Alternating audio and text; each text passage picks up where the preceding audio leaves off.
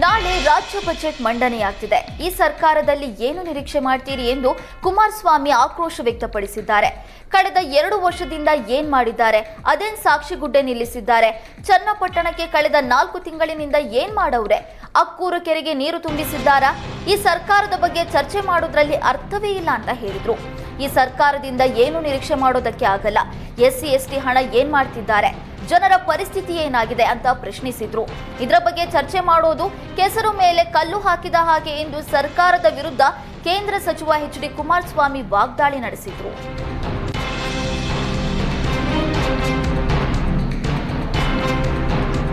ರಾಜ್ಯದಲ್ಲಿ ಸಾಲು ಸಾಲು ಬೆಲೆ ಏರಿಕೆ ಮಧ್ಯೆ ನಂದಿನಿ ಹಾಲಿನ ದರದ ಬಿಸಿ ತಟ್ಟಲಿದೆ.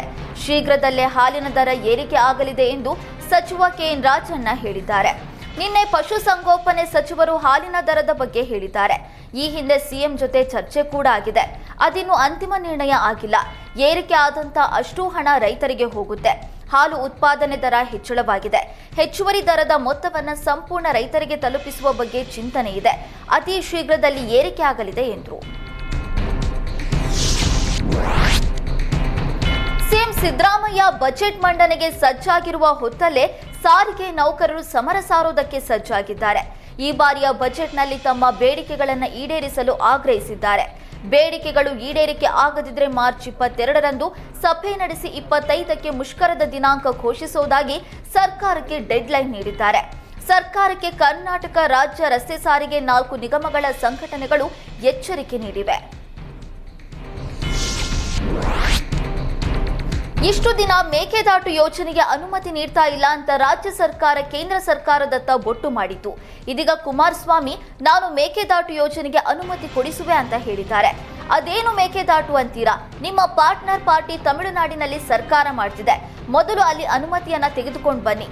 10 ನಿಮಿಷದಲ್ಲಿ ಪ್ರಧಾನಿ ಮೋದಿ ಬಳಿ ನಾನು ಪರ್ಮಿಷನ್ ಕೊಡಿಸ್ತೀನಿ ಅಂತ DK ಶಿವಕುಮಾರ್ಗೆ ಸವಾಲ್ ಹಾಕಿದ್ದಾರೆ. ಅದೇನೋ ಮೇಕೆದಾಟು ಅಂತಾರೆ. ಈಗ ನಟ್ಟು ಬೋಲ್ಟು ಟೈಟ್ ಅಂತಾರೆ. ನಿಮಗೆ 136 ಸ್ಥಾನ ಕೊಟ್ಟಿರೋದು ಯಾಕೆ? ಮೇಕೆದಾಟು ಮಾಡೋದಕ್ಕಲ್ವಾ ಅಂದ್ರು. ನಿಮ್ಮ ಪಾರ್ಟ್ನರ್ ಪಾರ್ಟಿ ತಮಿಳುನಾಡಿನಲ್ಲಿ ಮೊದಲು ಅನುಮತಿಯನ್ನ ತೆಗೆದುಕೊಂಡು ಬನ್ನಿ ಅಂತ ಸವಾಲ್ ಹಾಕಿದ್ದಾರೆ.